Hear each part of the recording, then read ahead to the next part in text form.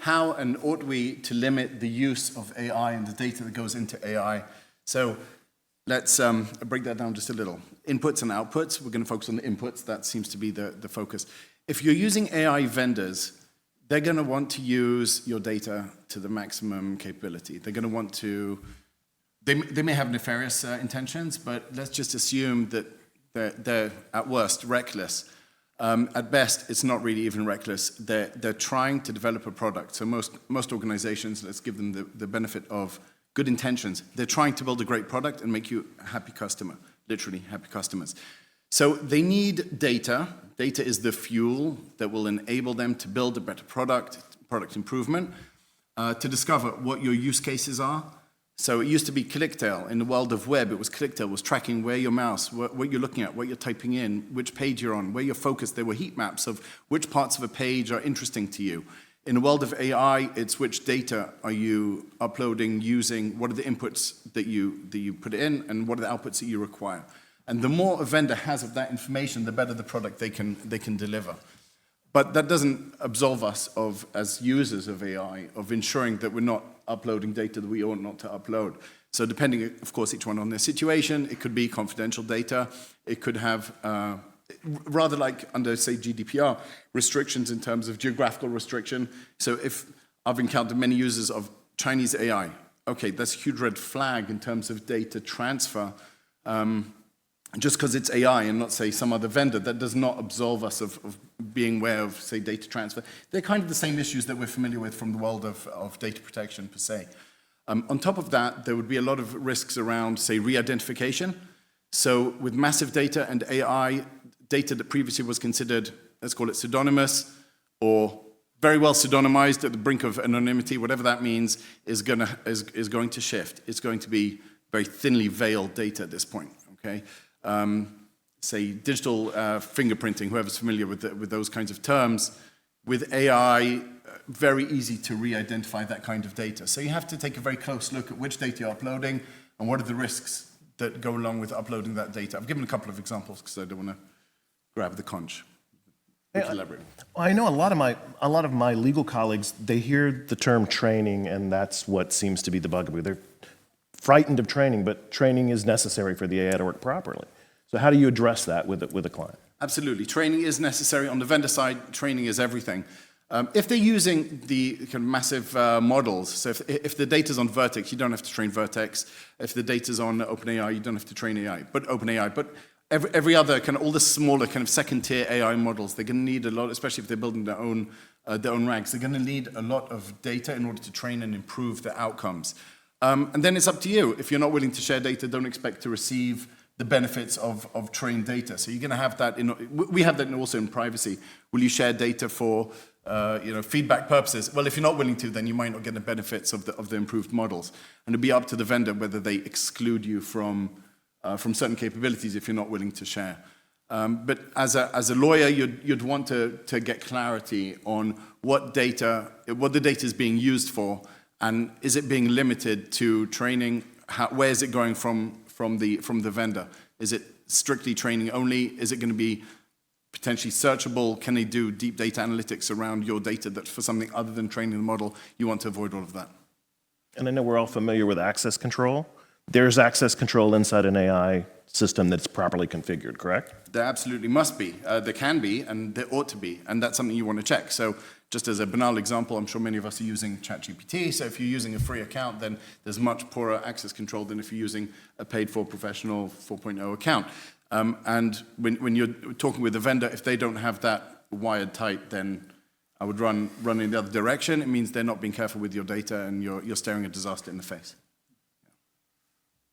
Richard, I know you're developing inside, so that's one thing that might be just of interest to people here, having looked at quite a few of the vendors, not your own, but looking at the contracts, given that the contracts for legal AI solutions are provided to law firms and to legal teams, the first draft of the contract that typically is provided, in my experience, I've been quite surprised to find they're actually very one-sided.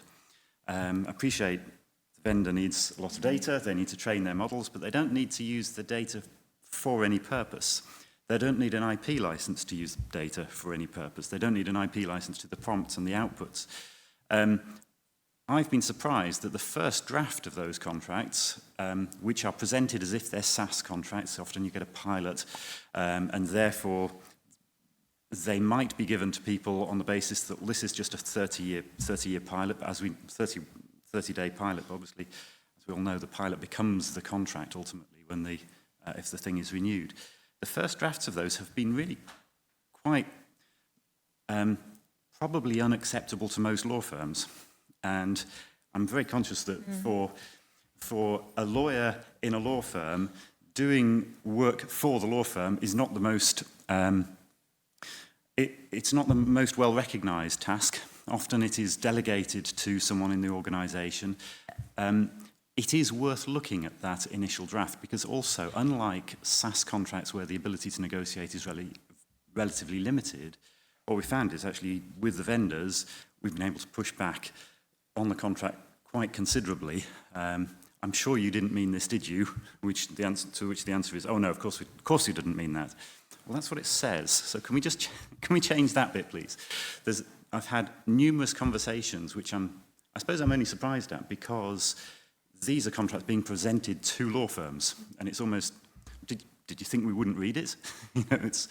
There is something to watch out for in the terms themselves. So can I just chime in here?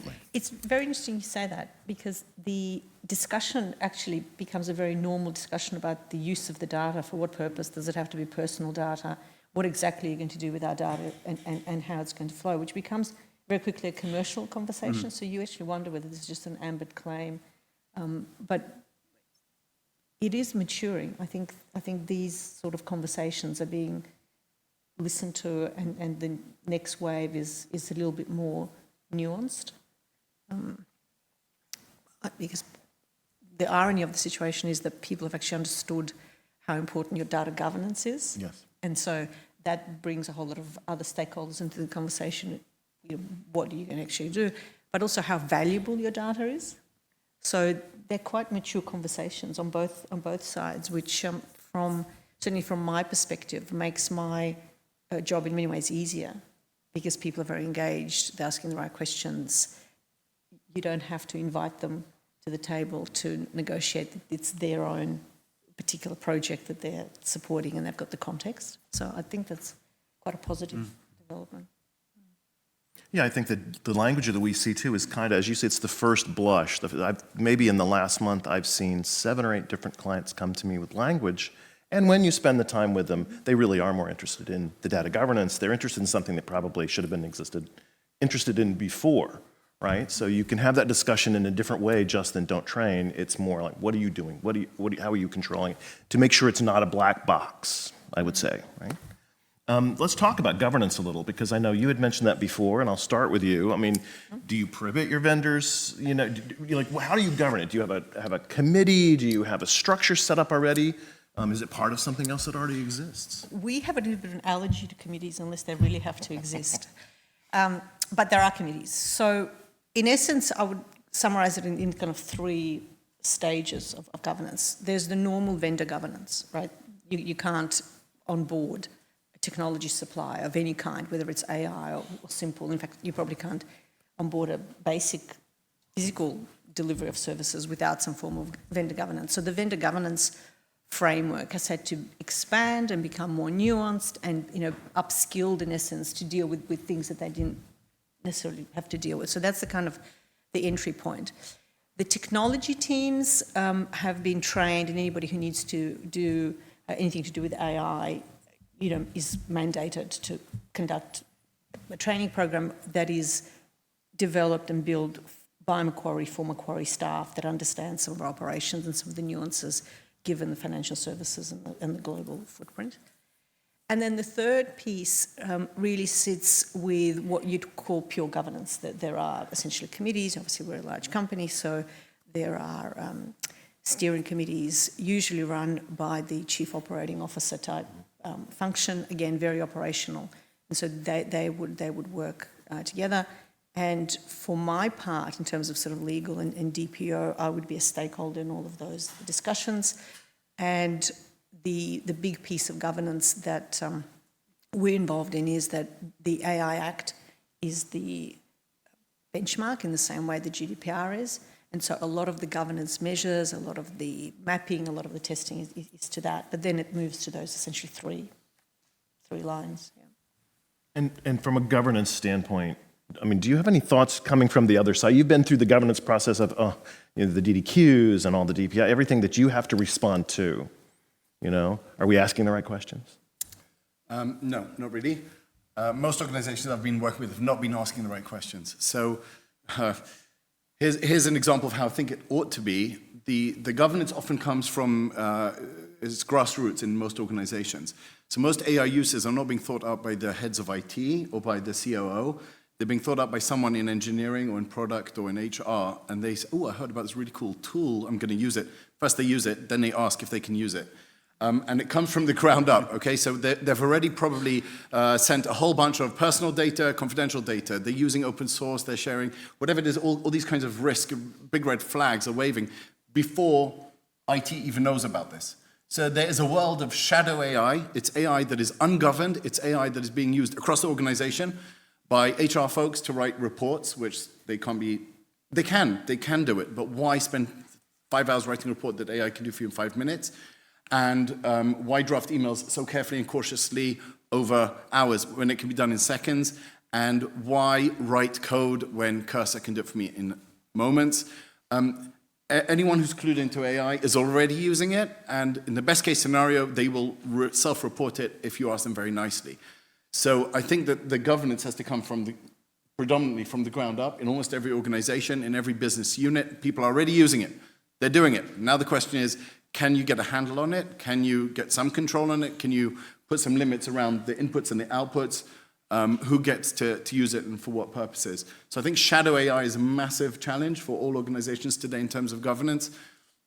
There's training, the IT can put certain controls in terms of browser, but even if you put controls on the browsers, people are going to use it on the personal devices, on the telephones, because it's still much easier to do it that way and email themselves some output than to spend hours trying to figure it out the old-fashioned way. So I think that we have to look at this very much from a bottom-up approach in every organization. I can talk a little to how we then structure that, but that's my presumption. It's very difficult to block all those channels so that a person can't use it. So it's better, in our estimation as a company, I think, to go ahead and train them how to use it appropriately. In the law firm context, Richard, like how do you work with the lawyers once you've developed something to get them to use it appropriately? Or do you do what we do? Do you shut things off so they can't get to it and inadvertently create problems? I know some law firms do. Ours doesn't. Some law firms do shut off use of AI entirely. We try and encourage people to use it, but also and find use cases. But in doing so, we try and play to lawyers' vanity, frankly. That's why there's so many award ceremonies and that sort of thing for lawyers. Which is you try and encourage people to find use cases and show off how clever they have been in creating those use cases in order to also get them to disclose them so that they can be governed. If you give people an incentive to actually self-report the things that they are doing with AI, if they're self-reporting what they've found, what they're using it for, how they found a new process, that helps with the governance process because you're giving people an incentive from that perspective. We've got obviously a governance panel and we govern people in that way, and occasionally we have to stop people doing things that they shouldn't be, but we'd much rather hear about it. So that's how we try and do it. I think, and I'll ask this to everyone, and anybody jump in here, are there functions inside, in-house that should be restricted? Are there things we should not be allowing or allowing the use of? And I put some things, some examples here. HR, we do regulated functions. We do a lot of company secretary work for outside.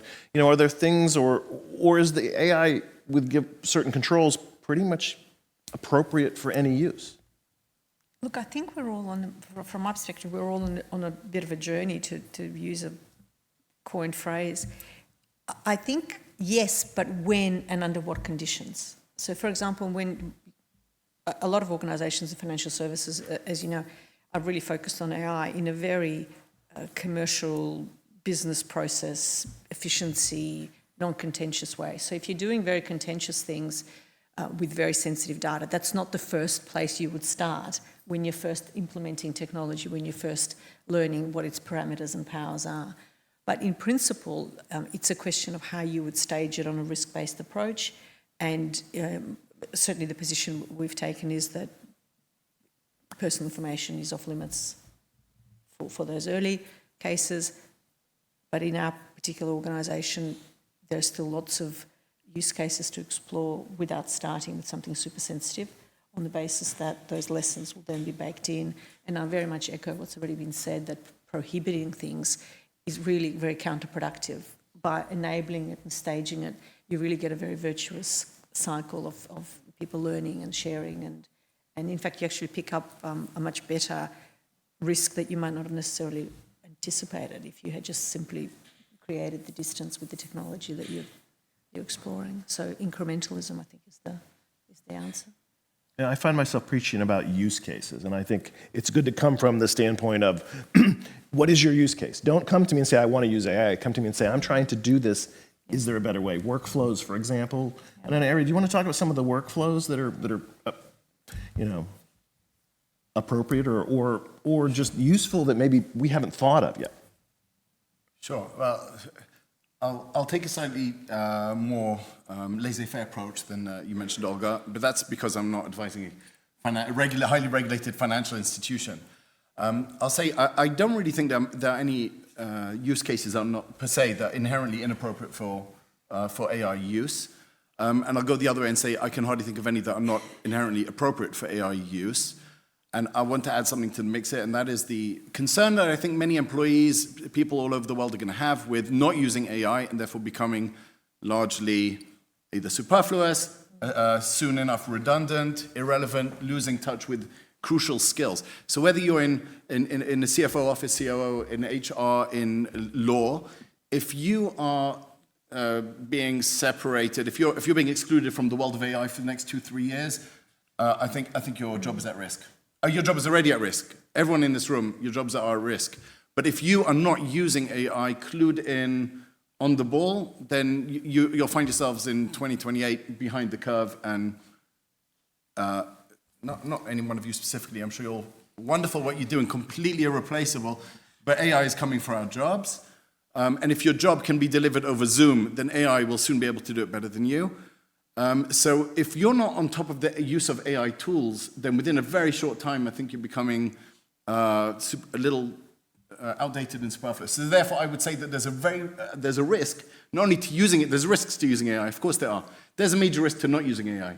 For any one of us individually and for us as organizations, the risk of not using AI is that your work is falling way behind the curve technologically, is that when you look for your next job, you won't have a clue, and that your organizations are going to be much less efficient than organizations that are embracing AI. So I could talk to specific workflows, but it's everywhere. It's from customer experience and onboarding of HR and training and code writing and contract review. Let's stay in the world of legal. Contract writing and contract review, contract updating, support. It's going to be DSARs. ROPA, the whole previous conversation here was a bit odd to me. ROPA, I can do ROPA in one click. I can write ROPA for any organization within minutes, okay, using AI and without endangering the data and without sharing it with the whole world. I don't understand why the EU is worrying about, should we reduce the threshold for ROPA? Who cares? Anyone can do it in a second. It doesn't matter. It's irrelevant. So I'm looking at conversations like this and thinking this is so 2010. Not relevant, completely uninteresting. I can do ROPA in one click. I mean, the conversation was very interesting. I mean, looking forward, Celie presented it very, very well, and Cecilia was asking questions about, well, is the threshold right, and isn't it the burden isn't really with ROPA, it's with other things. ROPA is one of those things. Most of the big issues of data privacy are going to fall by the wayside as AI can do whatever we do, and we spend a week doing, AI will do in a few seconds. So take that. Anything that anyone in this room could do in a week, AI will soon be able to do in a few seconds. Now, is ROPA really a concern? Are DPIAs really a concern? Are updating 1,000 data protection agreements is that really a 9-month project anymore? No, we can do it in minutes. So that's where my mindset is at. Sorry to be a prophet of doom, everyone. don't pick up your lunches. No, but I do hear, you do hear in the popular media, AI is coming for our jobs. But you referred to them as tools. And I know we've talked about tools as well. Tools kind of imply human oversight, right? So can you talk about the human oversight and the tools that you've developed with the... Yeah, surely. And there's, so completely agree. I don't think there's a use case that doesn't allow itself, doesn't promote itself to AI. I do think there are some clients who do prevent the use of AI, and obviously we're guided by our clients, so that is a limitation and something we need to be aware of. But certainly we've found there are things that you can do, just by encouraging people to use AI, there are some things that you discover that it is very good at. For instance, one of them, give an example that might be relevant to people here. Transfer risk assessment. You know, when you do a transfer risk assessment, you go through the easy questions about what the data is and what the risk is and that sort of thing, and then you come to that easy question about, now can you do a review of the human rights record of the country that you're sending the data to, which, great. It's like an essay question, and you either search online, you find a lawyer in that country and you get their view, but even that, you're presenting that lawyer then with the essay question. Well, you can very easily, by using certain sources, using the Foreign Office website, using Amnesty International or whatever, you can carry out a review that creates a report and get the foreign lawyer to verify that report. That is it's a quicker process, it's an easier process, and frankly, it's an easier question to ask of that foreign lawyer. Is this right, looking at the terms of the Human Rights Act, rather than, here's an essay question, off you go. Oh, and by the way, we're paying you for it, so we'd really like the answer to be yes, please. And also, if there was a problem with human rights, would you be able to tell us? It's those sorts of areas have been very useful. I know in-house lawyers who've created the sorts of dashboards in order to show their worth to the business. They've created dashboards to show the risks that they've avoided as a way of sort of promoting to the business. They've used data to show when they're likely to be busy and when they're not likely to be busy.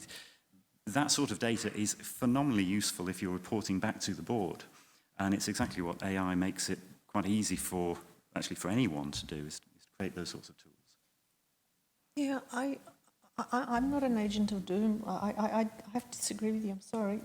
I think it's wonderfully empowering to be freed of essentially mechanical tasks. And this, if the last conversation took you back to 2010, this conversation takes us to kind of the merits of automating or not automating. It just, AI happens to be a much faster, clearly mathematically much more powerful tool. But like any tool, you use what it's there for. But the impact that it has allows you as an advisor to have more impact. So if you build the right frameworks, if you sort of validate and move through the process like you would with all new complex technology, like we've survived the cloud, we're still here, you know. I think the empowerment and the more positive approach is the long-term answer to how we're going to move through this. So certainly not prohibition, and certainly not fear. Like, I think we're going to be better lawyers. I think we're going to be better DPOs. I think our clients are going to be better informed. And it's wonderful, even when your client, in this particularly cheeky way, you know, uses tools available and says to you, oh, is this true? How is this possible?